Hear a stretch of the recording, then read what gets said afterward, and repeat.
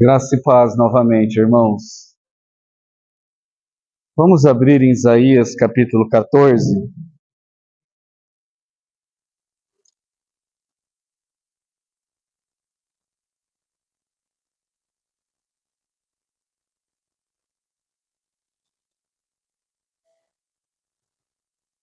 Vamos ler do 1 ao 23.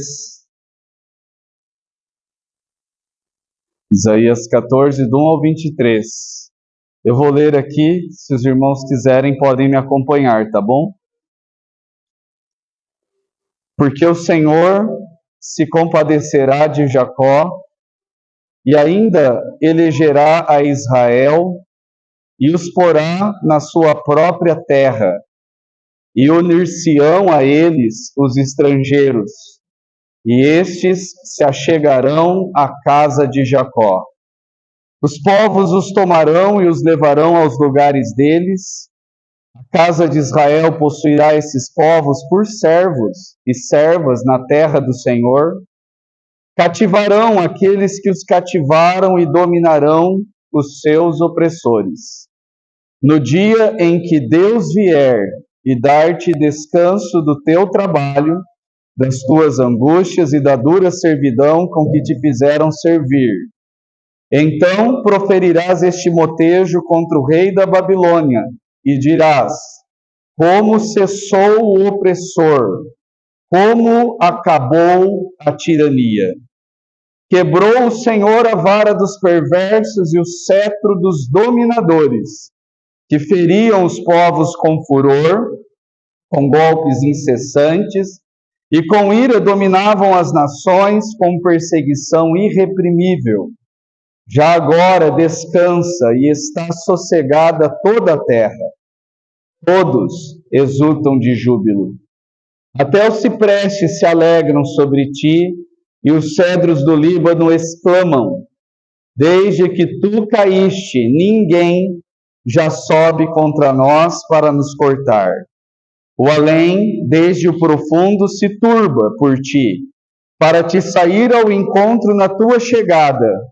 Ele, por tua causa, desperta as sombras, e todos os príncipes da terra, e faz levantar dos seus tronos a todos os reis das nações. Todos estes respondem e te dizem: tu também, como nós, estás fraco? E és semelhante a nós? Derribada está na cova a tua soberba, e também o som da tua harpa. Por baixo de ti uma cama de gusanos, e os vermes são a tua coberta. Como caístes do céu, ó estrela da manhã, filho da alva, como foste lançado por terra, tu que delimitavas as nações. Tu dizias no teu coração: eu subirei ao céu. Acima das estrelas de Deus exaltarei o meu trono, e no monte da congregação me assentarei, nas extremidades do norte. Subirei acima das mais altas nuvens, e serei semelhante ao Altíssimo. Contudo, serás precipitado para o reino dos mortos, no mais profundo do abismo. Os que te virem te contemplarão, hão de fitar-te e dizer-te: é este o homem que fazia estremecer a terra e tremer os reinos?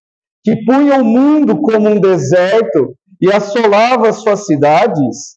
Que a seus cativos não deixava ir para casa? Todos os reis das nações, sim, todos eles jazem com honra, cada um no seu túmulo. Mas tu és lançado fora da tua sepultura como um renovo bastardo, coberto de mortos traspassados à espada, cujo cadáver desce à cova e é pisado de pedras. Com eles não te reunirás na sepultura, porque destruíste a tua terra e mataste o teu povo. A descendência dos malignos jamais será nomeada. Preparai a matança para os filhos, por causa da maldade de seus pais, para que não se levantem e possuam a terra e encham o mundo de cidades. Levantar-me-ei contra eles, diz o Senhor dos Exércitos. Exterminarei de Babilônia o nome e os sobreviventes, os descendentes e a posteridade, diz o Senhor. Reduzi-la-ei a possessão de ouriços e a lagoas de águas, varrê-las-ei com a vassoura da destruição, diz o Senhor dos Exércitos. Amados, vamos orar. Senhor, uma vez mais nós inclinamos as nossas cabeças em sujeição a Ti e pedimos a Tua misericórdia, a Tua ministração, a Tua visitação. Pedimos, Senhor, a Tua luz, que o Senhor nos conceda entendimento, que o Senhor nos conceda revelação, que a Tua palavra possa produzir nas nossas vidas frutos, Senhor. Que tudo que for compartilhado aqui possa produzir em nós um conhecimento maior do Senhor, um temor maior do Senhor, um amor maior pelo Senhor, e desperta também em nós, Senhor, o apreço pela Tua palavra, pelas profecias, o amor pela vinda do Senhor. Senhor, não queremos que a Sua palavra seja tomada por nós apenas como informações, Senhor, mas que a Sua palavra possa nos tocar e produzir em nós um viver santo, um resultado que Te apraz. É o que Te pedimos, Pai, em nome de Jesus.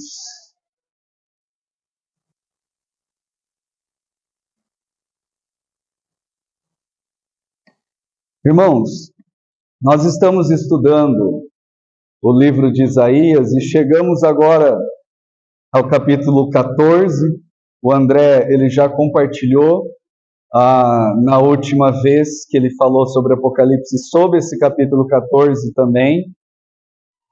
Eu queria relembrar algo que o irmão compartilhou naquela ocasião, de que existem pelo menos 3 linhas de interpretação de Isaías 14.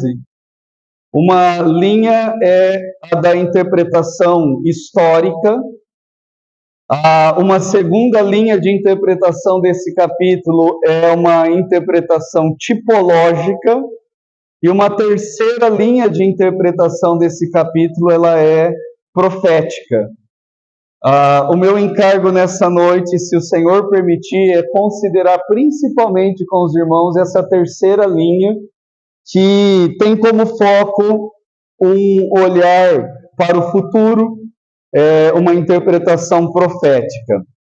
O André, quando ele compartilhou, ele já explicou para nós que esse texto ele fala primariamente da Babilônia e do rei da Babilônia.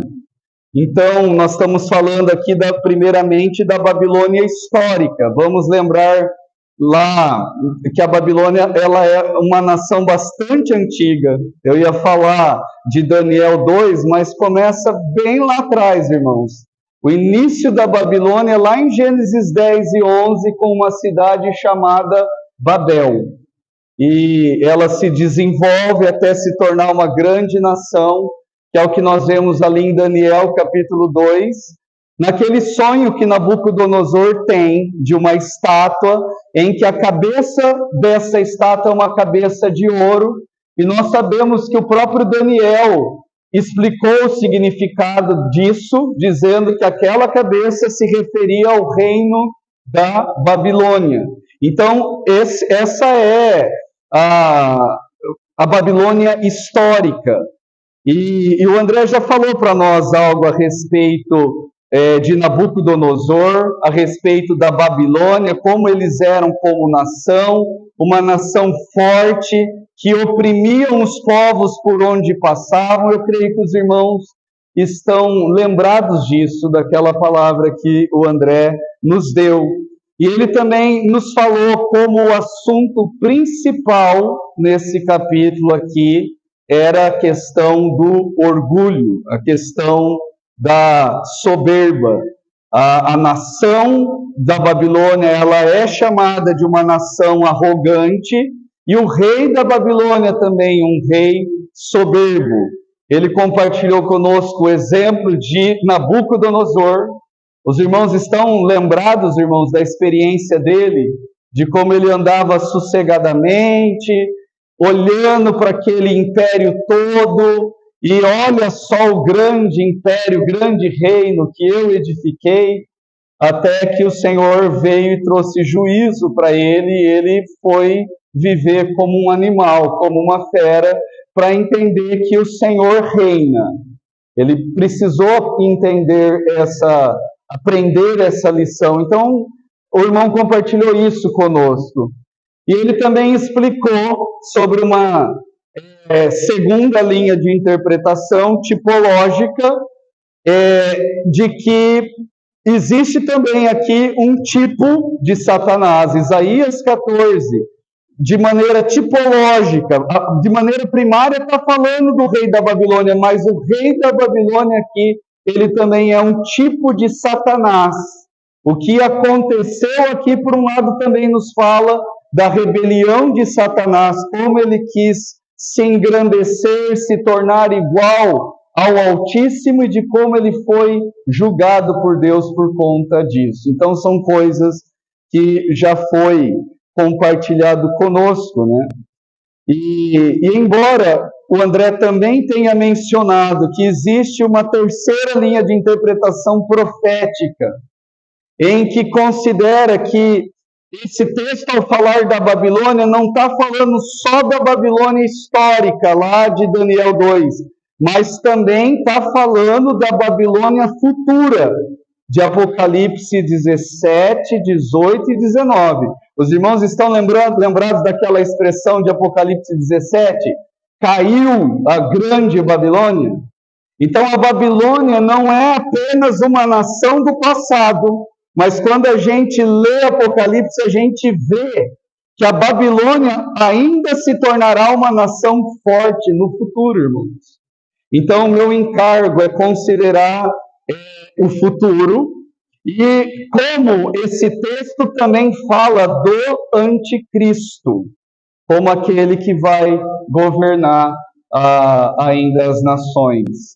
E isso tudo antecedendo a volta do Senhor Jesus. Que o Senhor possa ter misericórdia de nós e possa falar aos nossos corações. Amém, irmãos?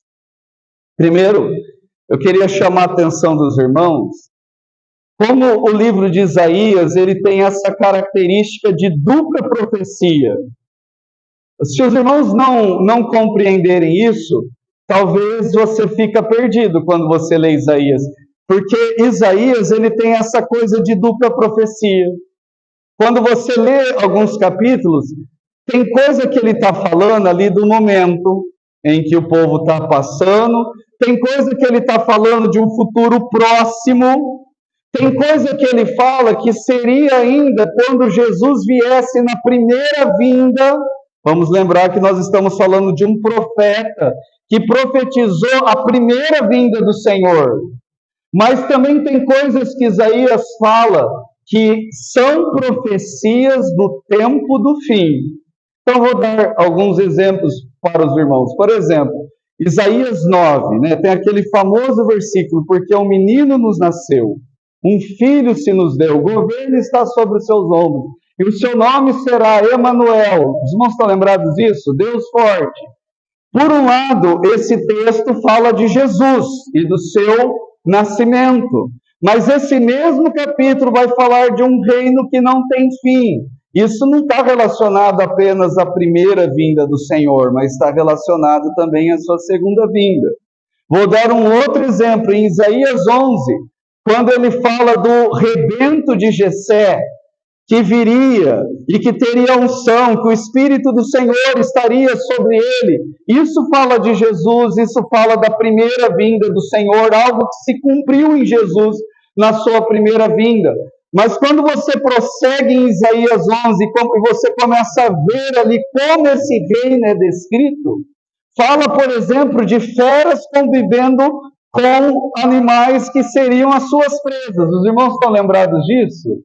E quem olha para a natureza sabe que essas coisas nós não vemos hoje, mas que estão profetizadas e eu creio que acontecerão quando o Senhor vier e quando Ele estabelecer o seu reino aqui na terra. É algo difícil de a gente imaginar, mas o reino do Senhor é um reino de paz, irmãos, em que não vai ter mais essa coisa de predador e presa. Então o leão vai conviver com animais que antes fugiam do leão. O leopardo vai conviver com animais que antes fugiam do leão. Aqueles que são pais de crianças pequenas não vão ficar com medo de ver o filho perto de uma serpente, de meter a mão numa toca onde sabe que tem animal ali peçonhento. Imagina. Tudo isso fala das características do reino futuro do Senhor. Eu não vejo a hora disso acontecer, irmãos. Eu creio que isso vai ser algo maravilhoso, algo fantástico, né? Então, Isaías tem essa característica de dupla profecia. E quando a gente lê Isaías 13, 14, se os irmãos observarem, já começou no capítulo 13. Olha aí para Isaías 13, profecia contra a Babilônia. Então, essa sentença de Deus contra a Babilônia é uma coisa que já começa no capítulo 13 e se estende até o versículo 23 do capítulo 14. Por um lado, como já foi explicado, isso aqui está relacionado com a Babilônia histórica, com aquela cabeça de ouro de Daniel 2, que foi governada por Nabucodonosor nos dias de Daniel e depois também pelos seus descendentes. Mas, por outro lado, irmãos, a Babilônia não é uma nação, como eu falei, só do passado. Ela volta a ser mencionado lá em Apocalipse 17. Agora eu quero que os irmãos abram. Então, abram lá, por favor. Em Apocalipse 17.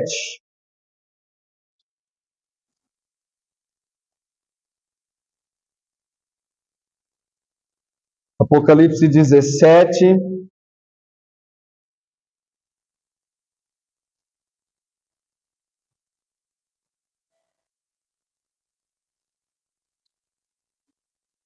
Fala assim, ó.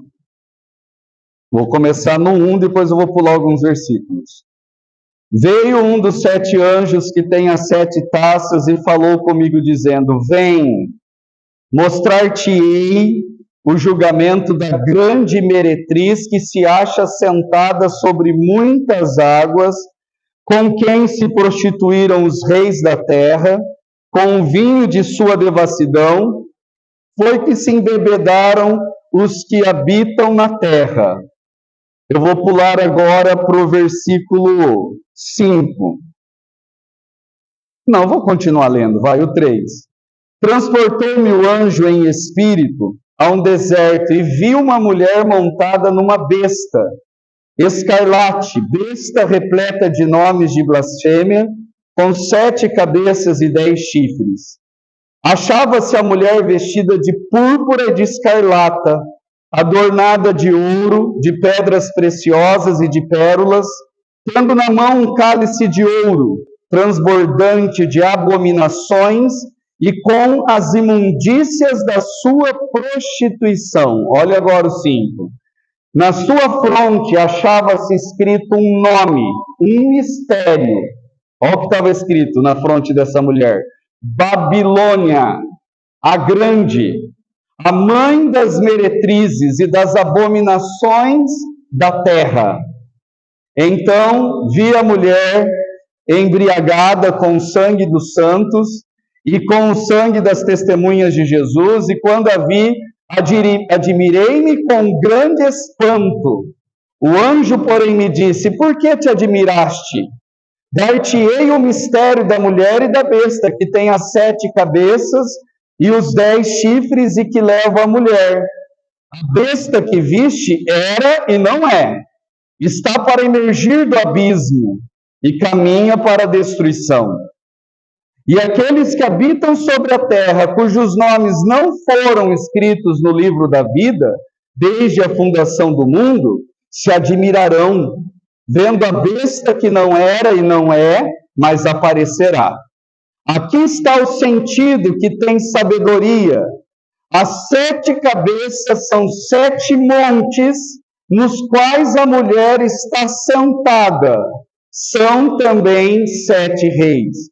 Irmãos, primeiro eu quero chamar a atenção dos irmãos aqui, porque não vai dar para falar de todos os detalhes, mas eu quero chamar a atenção. Os irmãos lembram que Isaías 13 falava da destruição da Babilônia, mas essa destruição, ela não aconteceu de maneira completa lá no passado, porque quando a gente chega em Apocalipse é falado da Babilônia novamente, ela é citada aqui.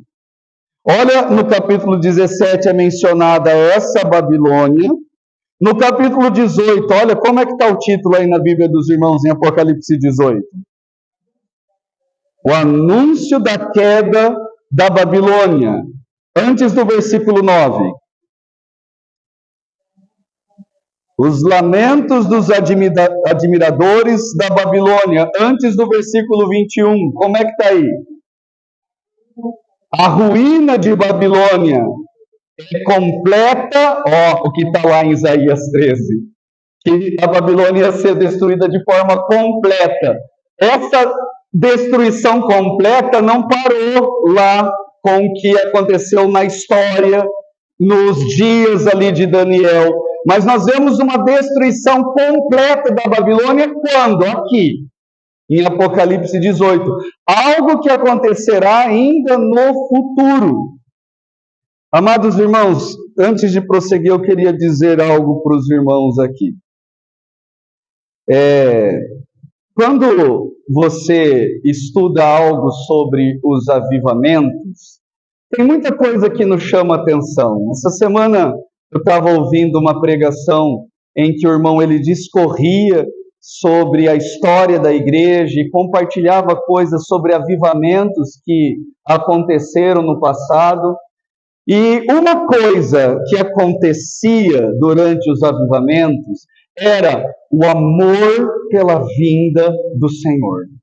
Algo acontecia no coração dos santos, que era um amor, um interesse pela volta do Senhor. E algo que sempre aconteceu nos avivamentos também foi um despertamento e um interesse pelas profecias. Eu quero chamar a atenção dos irmãos para isso. Em avivamentos que aconteceram, houve um despertamento e interesse pelas profecias. Eu estou falando para os irmãos aqui, nós estamos considerando que a Babilônia, ela não apenas existiu na história, mas ela voltará a se tornar forte no tempo do fim. E você crê que nós estamos vivendo no tempo do fim, irmãos? Então, a gente tem que se ligar nas profecias. O Espírito Santo precisa despertar em nós um interesse pelas profecias, irmãos. Vamos considerar o que aconteceu nos dias de Daniel. Daniel, ele estava lendo os livros, os irmãos lembram disso? E ele leu lá, ele entendeu pelos livros que o tempo do cativeiro na Babilônia ia durar quanto tempo? 70 anos. E se você procurar esse texto, você vai ver que logo que Daniel lê nas profecias, era profecia, que o tempo que ia durar o cativeiro era 70 anos, o que ele faz logo depois disso? Diz que ele se volta para o Senhor e ora. Ele começa a clamar ao Senhor por ele, pelo povo, pedindo perdão, para que o Senhor possa realizar aquilo que havia sido profetizado. Amados irmãos, quando Jesus veio a primeira vez, havia profecia sobre a primeira vinda do Senhor ou não, irmãos? E aí os irmãos lembram, vêm aqueles magos, aqueles pastores, para querer adorar ao Senhor, é perguntado, eles vão até Herodes, Herodes manda chamar lá, né, os sacerdotes, eles sabiam onde Jesus ia nascer ou não? Sabia, eles disseram onde é que está dito que vai nascer o rei dos judeus. em Belém. Eles sabiam, mas eles fizeram algo em relação a isso. Eles foram até Belém para adorar o Senhor? Não foram. Agora, por outro lado, no Evangelho de Lucas, nós vemos ali a história de Simeão e Ana, que eles estavam ligados nas profecias, de que o Messias viria, e a expectativa deles era a vinda do Senhor. Quando Simeão ele pega o menino no colo, ele fala: agora o Senhor pode me despedir em paz, porque os meus olhos já viram o Salvador. A gente vê que Ana, ela não deixava o templo. Então eram pessoas que olhavam para as profecias, criam nas profecias e esperavam isso, o cumprimento delas. Amados irmãos, existem muitas profecias a respeito do tempo do fim. Será que eu e você estamos mais ligados em noticiários, em o que influenciadores de YouTube falam, do que no que a própria Bíblia fala, irmãos, a respeito do tempo do fim? Será que nós estamos observando as profecias das coisas que irão acontecer? Isso tem produzido algo de prático no nosso viver? Então eu gostaria que os irmãos pensassem nisso. Agora, voltando aqui para falar da Babilônia, teria muita coisa para dizer. Primeiro, existe então algo que vai acontecer sobre a Babilônia no futuro. Aqui em Apocalipse 17, o versículo... Deixa eu ver qual que é.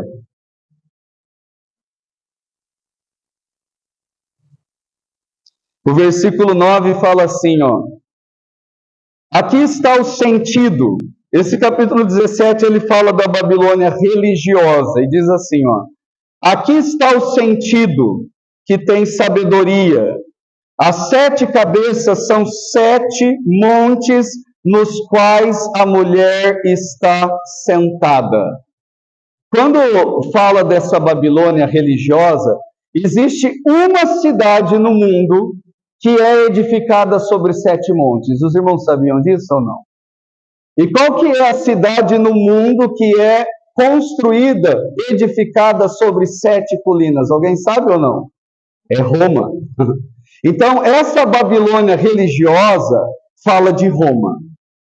Irmãos, eu não quero entrar nos detalhes disso tudo hoje, agora, aqui. Mas eu posso, para quem tem interesse, indicar para os irmãos algumas leituras. Um é esse livro que tem ali, chama Vem Senhor Jesus, do irmão Watmani. E tem aqui um capítulo chamado Babilônia e a sua destruição. E ele vai explicar mais sobre essa Babilônia religiosa. Nós precisamos entender o que é falado de Roma aí. E como isso está relacionado com a Igreja Católica e tudo mais. Precisamos ter compreensão dessas coisas. E quando chega no capítulo 18, existe a Babilônia política. Primeiro acontece o fim da Babilônia religiosa. O anticristo ele vai usar a Babilônia religiosa, mas depois de um tempo ele vai romper com a Babilônia religiosa. Mas pelo que tudo indica, essa nação antiga da Babilônia, que ficava ali na beira do rio Eufrates, ele vai reconstruir como um centro do seu governo. Então o que tudo indica é que essa nação vai se tornar forte novamente durante o governo do anticristo. E, eu repito, a Babilônia ela ficava ali na beira do rio Eufrates, era um centro comercial, e provavelmente essas coisas se tornarão fortes novamente durante o governo do anticristo. Quem tem interesse pode ler mais e compreender melhor a respeito dessas coisas com esse livro. E também indico esse outro livro aqui que chama As Grandes Profecias, do irmão J.H. Pember. E ele fala tanto da Babilônia religiosa quanto da Babilônia política que eu estou mencionando aqui. Mas qual é o meu encargo, irmãos? Meu encargo agora não é falar só da Babilônia, é falar do anticristo. Como esse rei que irá governar Eu quero ler 2 textos com os irmãos que falam sobre o anticristo, que eu acredito que dá com a ajuda do Senhor, a gente tirar algumas reflexões, algumas lições. Primeiro, eu queria convidar os irmãos para abrir em Apocalipse 13.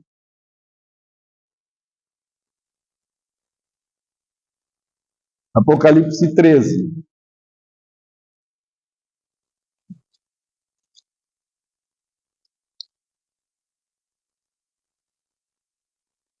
Se os irmãos voltarem um pouquinho, em Apocalipse 12, eu acho que é um capítulo conhecido pelos irmãos, fala de uma grande batalha.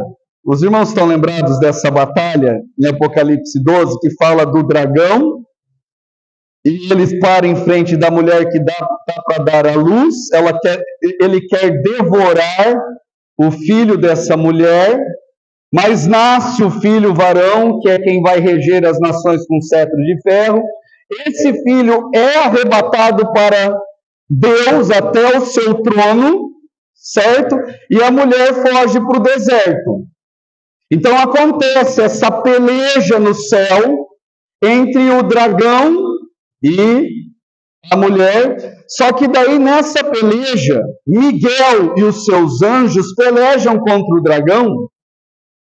E eles prevalecem, e não tem mais lugar no céu para o dragão. E o que acontece com esse dragão? Ele é expulso. Isso está no versículo 9, olha aí, ó, Apocalipse 12, 9. Foi expulso o grande dragão, a antiga serpente que se chama Diabo e Satanás, o sedutor de todo mundo. Sim, foi atirado para a terra, e com ele os seus anjos. Então, isso de ser lançado do céu é o que está lá em Isaías 14 também. Então, acontece primeiro aqui isso com esse dragão. Eu creio que nesse momento já aconteceu um arrebatamento, que é o arrebatamento do filho varão. Eu creio aqui que fala de vencedores, tanto entre os gentios quanto entre os judeus, vencedores, que foram arrebatados. E o que acontece depois que o diabo é lançado para a terra? Olha o capítulo 13, agora eu quero ir lá. Vi emergir do mar uma besta que tinha 10 chifres e 7 cabeças, e sobre os chifres 10 diademas, e sobre as cabeças nomes de blasfêmia. A besta que vi era semelhante a leopardo, com pés como de urso e boca como de leão. E deu-lhe o dragão o seu poder, o seu trono e grande autoridade. Então, agora João ele tem uma visão de uma besta que emerge do mar. Que besta é essa? É o anticristo. E aqui olha o que a gente leu no final do versículo 2. O dragão, quem que é o dragão? A serpente, que é quem? O diabo. Está dito claramente. E o que ele dá para essa besta? Poder. O que mais?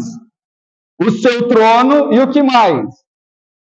E grande autoridade. Irmãos, desde Babel, desde lá Gênesis 10 e 11, o diabo, ele sempre imita a obra de Deus. Nós sabemos que o nosso Deus é triuno. O Pai, o Filho e o Espírito Santo. Só que o que nós vamos ver agora aqui também é uma falsa trindade. Uma imitação da trindade. Primeiro você tem o diabo, que está aqui no lugar do Pai. E aí surge do mar essa besta, o anticristo. E o Pai, ele concede para essa besta, que é um homem, poder, autoridade. Isso é uma imitação de Cristo, os irmãos percebem? Porque Jesus, ele veio enviado por quem? Pelo Pai. E Deus, o Pai, concedeu para ele poder, autoridade, né? E o seu trono. E agora nós vemos aqui o anticristo também vindo com poder e autoridade, recebido de quem? Do pai dele, que é quem? O diabo, Satanás, né? Vamos continuar vendo um pouquinho mais sobre esse anticristo. Olha o versículo 3, diz assim, ó. Então, vi uma de suas cabeças como golpeada de morte, mas essa ferida mortal foi curada, e toda a terra se maravilhou seguindo a besta. O que vai acontecer com o anticristo, esse líder mundial? A gente sabe que ele vai estar governando por 3 anos e meio, daí ele vai ser ferido, significa que ele vai morrer, mas daí ele vai ressuscitar. E diz que o que vai acontecer com todos, toda a terra vai ficar maravilhado disso. O irmão Otmani, ele diz assim, muitas pessoas não creem na ressurreição de Cristo. Muitas pessoas não creem na ressurreição de Cristo, mas vão crer no reavivamento do anticristo. Muitas pessoas hoje não dão crédito de que Jesus ressuscitou, mas quando vê o que vai acontecer com o anticristo e ele ressuscitando, vão crer. Vão se maravilhar, não dão crédito para a ressurreição do Cristo verdadeiro, mas vão dar crédito para a ressurreição do Cristo falso. E vão seguir. Olha na sequência aí, versículo 4. E adoraram o dragão, porque deu a sua autoridade à besta. Olha tudo que o diabo quer, adoração. É o que ele quis obter de Jesus, é o que ele quer de toda a terra. Adoração. Adoraram o dragão porque deu a sua autoridade à besta. Também adoraram a besta, dizendo, quem é semelhante à besta? Quem pode pelejar contra ela? Foi-lhe dada uma boca que proferia arrogâncias. Os irmãos lembram qual que era o grande tema de Isaías 14? Soberba. O orgulho. E essa besta vai abrir a boca para proferir o quê? Arrogâncias. Coisas a respeito dela mesma. E não só isso, e blasfêmia. O que é blasfêmia? O próprio texto na sequência vai explicar. Tem a ver com difamação. O anticristo ele vai falar contra Deus e ele vai difamar o nome de Deus quando ele vier. Diz assim, ó. Foi-lhe dada uma boca que proferia arrogâncias e blasfêmias e autoridade para agir 42 meses. O que é 42 meses, irmãos? 3 anos e meio. Nós estamos falando agora do período da grande tribulação, em que o anticristo vai ter grande poder e autoridade aqui na terra. E o versículo 6, e abriu a boca em blasfêmias contra Deus, para lhe difamar o nome, difamar o tabernáculo, a saber os que habitam no céu. Foi-lhe dado também que pelejasse contra os santos e os vencesse. Então terão santos aqui ainda vivendo na terra. Eu creio que em Apocalipse 12 já terá acontecido o arrebatamento do filho varão, de alguns vencedores. Mas nem todos serão arrebatados.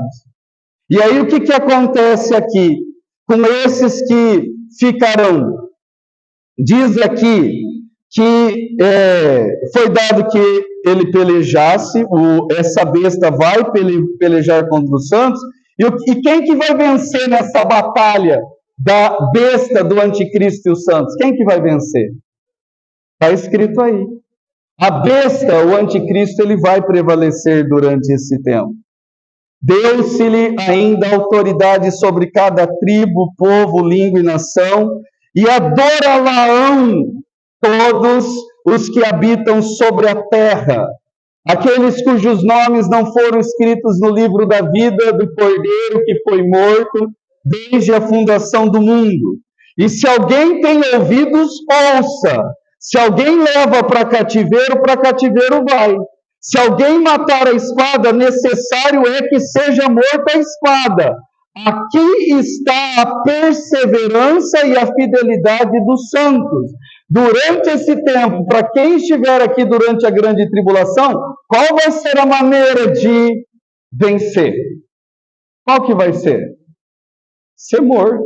Perseverar de que forma? Estando disposto ao martírio. É o que está dizendo aqui. Aqui está a perseverança. E a perseverança em quê? Em estar disposto a ser morto. Em não receber a marca da besta. Vai ter restrições, tem vários textos que falam disso. Não vai ter liberdade para comprar, para vender. E a maneira de ser vencedor durante a grande tribulação será essa: estar disposto à morte. Perseverar dando a própria vida. E a coisa não acabou aí. Nós estamos falando da falsa trindade. Nós já vimos que o dragão está no lugar do Pai. Essa besta que emerge do mar, o anticristo, está no lugar do Filho. E agora surge uma outra besta. Versículo 11. Vi ainda outra besta emergir da terra. Possuía 2 chifres. Presta atenção nisso, irmãos. Olha isso aqui, ó. Parecendo cordeiro, mas falava como dragão. Essa segunda besta que emerge da terra fala do falso profeta. Aqui completa a falsa trindade, aquele que quer ocupar o lugar do Espírito Santo. Olha só, a aparência de cordeiro. Sabe aquela coisa de lobo em pele de cordeiro? Se aplica ao falso profeta. Por várias vezes o Senhor Jesus falou de falsos profetas. E aqui está o falso profeta mor, que vai surgir. Olha o versículo 12. Exerce toda a autoridade da primeira besta na sua presença. Faz com que a terra e os seus habitantes adorem a primeira besta cuja ferida mortal fora curada. Irmãos, qual que é o ministério do Espírito Santo? O Espírito Santo, ele age para glorificar o Filho. Ele age para que o Filho seja glorificado e receba toda a honra, toda a adoração. E olha como o falso profeta vai fazer a mesma coisa. Só que aqui, irmãos, não é uma coisa voluntária. Aqui é uma coisa obrigatória. Ele vai fazer com que todos os habitantes da terra façam o quê? Adorem a primeira besta. E ele também opera grandes sinais. Irmãos, o Espírito Santo opera grandes sinais. O Espírito Santo realiza maravilhas, milagres, cura, libertação. Mas olha, o falso profeta, ele vai surgir fazendo tudo isso também. Operando grandes sinais, de maneira que até fogo do céu faz descer a terra diante dos homens. Seduz os que habitam sobre a terra, por causa dos sinais que lhe foi dado executar diante da besta, dizendo aos que habitam sobre a terra que façam uma imagem para quem? Para a besta. Aquela que ferirá a espada, que ferida a espada sobreviveu. Então ele vai fazer os habitantes da terra adorar o anticristo, adorar a besta. E para isso, para poder operar o engano, vai realizar também sinais e maravilhas. E lhe foi dado comunicar fôlego à imagem da besta, para que não só a imagem falasse, como ainda fizesse morrer quantos não adorassem a imagem da besta. É o que aconteceu nos dias de Nabucodonosor. Não quer adorar? Então vai ser lançado para a fornalha. Não quer adorar a besta? Vai morrer. Vai acontecer isso. Aconteceu isso nos dias de Daniel e vai acontecer. E se a gente ficar durante a grande tribulação, é isso que vai acontecer. Não quer adorar o anticristo? Então vai morrer. A todos, versículo 16, os pequenos e os grandes, os ricos e os pobres, os livres e os escravos, faz que lhes seja dada certa marca sobre a mão direita ou sobre a fronte, para que ninguém possa comprar ou vender, senão aquele que tem a marca, o nome da besta ou o número do seu nome. Aqui está a sabedoria, presta atenção, irmãos. Aquele que tem entendimento, calcule o número da besta, pois é número de homem. Ora, esse número é 666. Irmãos, dá até um temor.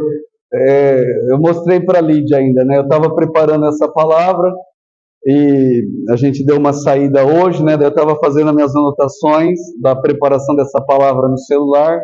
Eu coloquei o celular no bolso. A hora que eu peguei e tirei o celular do bolso, até mostrei para ela, estava assim, ó, meia, meia, by, meia, meia, meia, by, meia. Os irmãos acreditam nisso? A hora que saiu do meu bolso, é isso que estava escrito, no que eu estava preparando para compartilhar aqui. Tem uma coisa interessante aqui, eu não quero colocar essas coisas de forma dogmática, mas eu quero mencionar para os irmãos, né? Existem irmãos que se dedicam ao estudo dessas profecias, que falam algo sobre quem é o anticristo e sobre quem é o falso profeta. E algo a ser dito sobre quem é o anticristo é falado de 8 reis no texto que a gente passou, não sei se os irmãos repararam, lá em Apocalipse 17.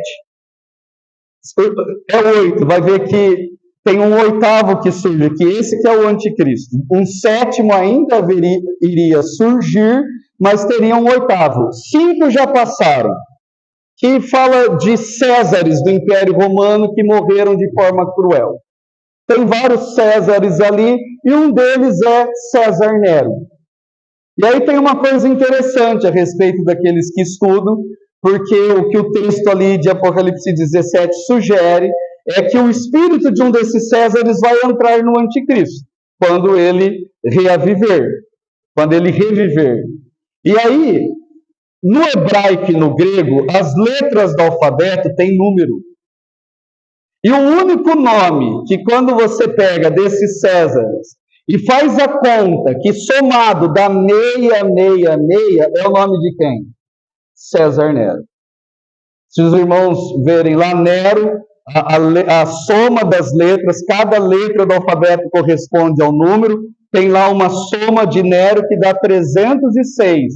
E quando junta com César, que é assim que a Bíblia menciona vários Césares, César esse, César aquilo. E a soma do nome César dá 360. 360 mais 306, 666.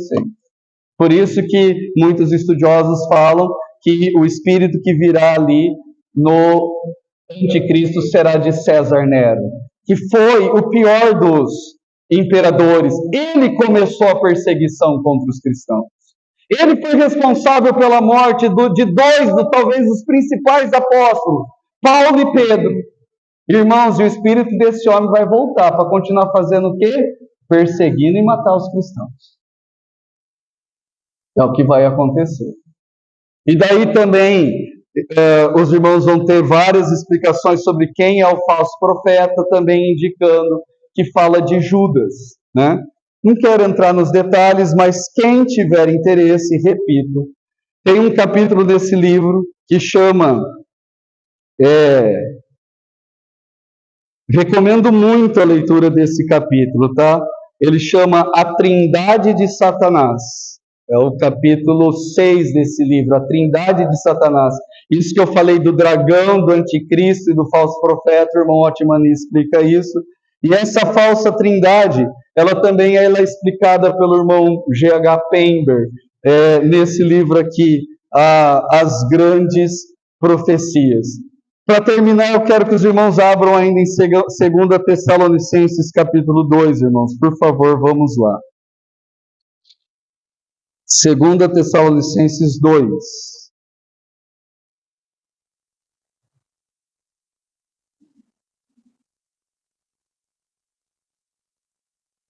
Amém? Vou ler com os irmãos. Vou começar. Irmãos, no que diz respeito à vinda do nosso Senhor Jesus Cristo, o que nos importa mais, irmãos? O que Paulo estava preocupado aqui? É com a vinda do nosso Senhor Jesus Cristo. Que o Senhor possa renovar em nós, irmãos, o amor pela vinda do Senhor, o interesse pela vinda do Senhor, de ser como aquela irmã que, ao virar da esquina, os irmãos lembram? Acreditava que poderia se encontrar com o Senhor. Amados, o que nós estamos esperando mais, hein? É o dia da nossa aposentadoria ou é o dia da vinda do Senhor?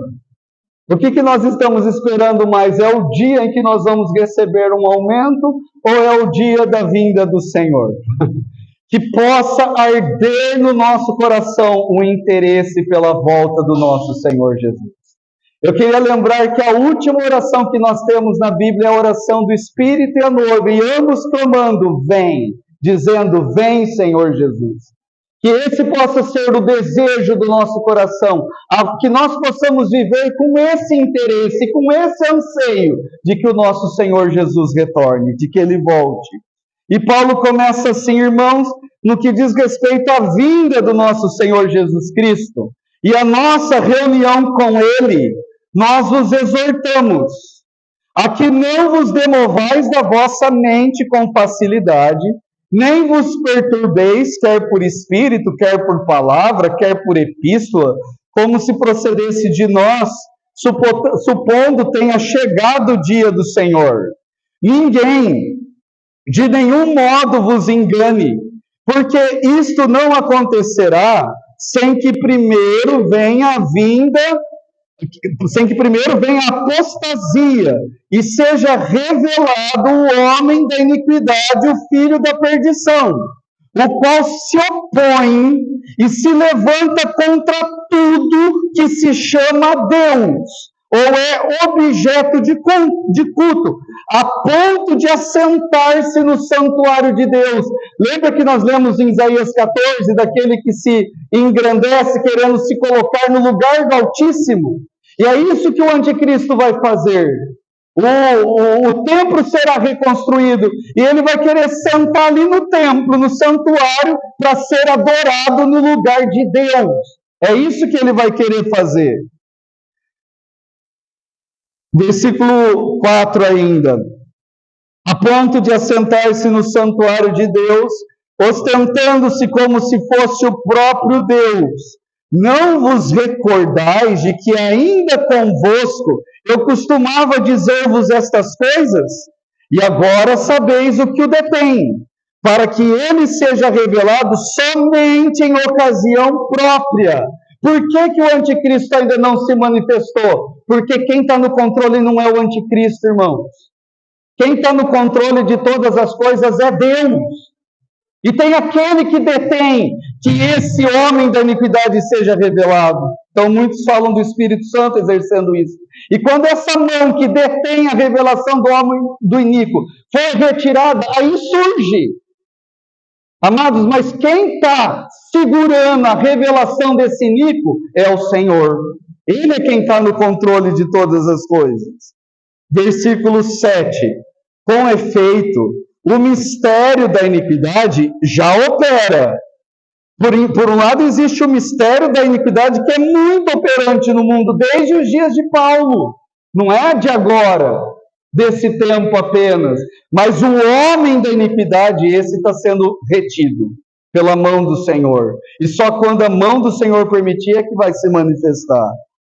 Então será de fato revelado o iníquo, a quem o Senhor Jesus, olha irmãos que coisa maravilhosa, o anticristo vai surgir. Irmãos, deixa eu perguntar uma coisa para vocês. Quem que vai ganhar a eleição no ano que vem? Vai ser o Flávio Bolsonaro ou vai ser o Lula? Eu não sei. Agora, o anticristo vai surgir? Eu sei, ele vai. Não tem, é certeza. Vai ter o anticristo? Vai ter. Mas, irmãos, o anticristo vai durar muito tempo? Olha só, o Senhor ele é maravilhoso. A gente vai ver no livro de Isaías que Deus está no controle sobre todas as nações. A gente vai ver que é capítulo sobre capítulo, sentença contra os assírios, sentença contra o Egito, sentença contra a Babilônia, sentença contra esses, sentença contra aqueles. E aqui diz então que o anticristo ele vai surgir, mas olha o versículo 8. Então será de fato revelado o iníquo, a quem o Senhor Jesus matará. Como, irmãos? Isso aqui. Com sopro da sua boca. E o destruirá pela manifestação da sua vinda. Irmãos, Isaías, a gente já falou mais de uma vez aqui. Ele viveu aproximadamente mais de 170 anos antes do cativeiro da Babilônia. Ele profetizou o que iria acontecer da Babilônia vir e levar o povo de Judá cativo, antes disso acontecer. E ele também profetizou que antes disso, de Nabucodonosor vir, que também os medo-persas viriam mais tarde e também dominariam sobre a Babilônia. Ele disse essas coisas antes de acontecer. E essas coisas aconteceram. O Senhor vai voltar, irmãos. Ele vai voltar. O anticristo vai se manifestar antes da manifestação visível do Senhor. Vai se manifestar. E vai fazer coisas terríveis. Vai fazer coisas terríveis. Vai prevalecer contra os santos. Mas quando o nosso Senhor Jesus despontar, Ele vai fazer isso aqui, ó. Esse calor, eu imagino que na casa de vocês está assim, igual na minha. Surge um monte de barato. É só na minha casa que está surgindo barato ou não? E na sua não, olha que maravilha. Se deixar o ralo aberto nesse calor, é chegar e você vê barato. Daí eu fico sabendo porque uma entra, grita. A gente estava recebendo visita, a visita entrou, gritou. E daí a gente vai lá, e o que faz com aquela barata, irmãos? A gente... aquela coisa ali resolve. Alguns vêm com veneno, né? Dá espirradinha. O anticristo ele vai ser vencido como essas baratas. E o Senhor vai fazer, não vai usar um spray não. Ele vai usar o sopro da sua boca. É isso aqui. E vai matar. E vai destruir. Porque ainda que o anticristo seja de dar medo, tem um que é o mais valente. Que é o campeão dos campeões. O vencedor dos vencedores. E com ele ninguém pode. E é certeza que ele vai reinar e ele vai dominar. E ele vai prevalecer pelos séculos dos séculos, e o seu reino jamais terá fim. Que nós possamos em breve estar reunidos com ele, irmãos. Esse é o anseio maior do nosso coração. Amém? Só vou terminar o texto até o 12. Ora, o aparecimento do iníquo é segundo a eficácia de Satanás, com todo o poder, sinais, prodígios de mentira. Jesus, ele realizava milagres e sinais para que pudessem crer que Ele é o Filho de Deus, para que pudesse produzir fé no coração dos homens, mas os sinais e prodígios que o anticristo vai realizar, está dizendo que são prodígios da mentira, é para produzir engano.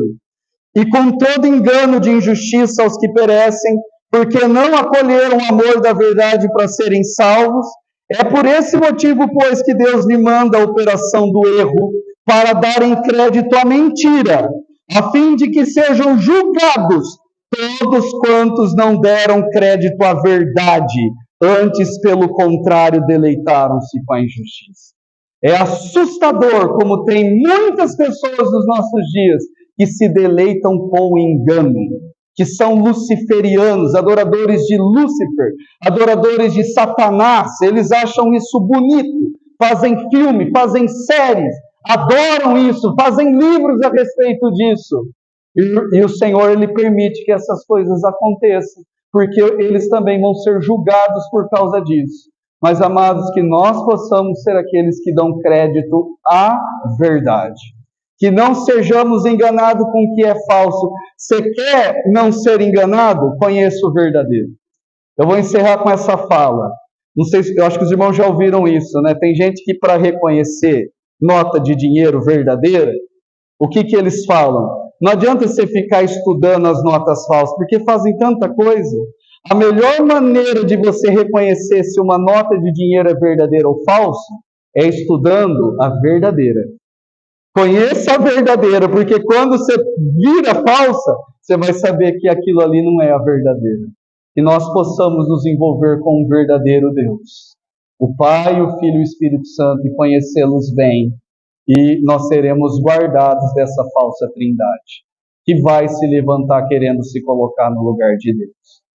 Amém, irmãos? Senhor, nós te damos graças por toda a sua palavra. Essa palavra ela é preciosa para nós. Nós queremos ser aqueles que dão crédito à verdade. Senhor, restaura nos nossos corações o apreço pela sua vinda, o interesse pelas profecias. Restaura no nosso coração o apreço pela sua palavra, o desejo, Senhor, de mergulhar nas profecias de Daniel, nas profecias de Isaías, nas profecias de Apocalipse, nas profecias de Mateus, de Lucas. Renova no nosso coração o interesse, Senhor. Que, acima de tudo, que o nosso coração possa estar cada vez mais apegado a Ti.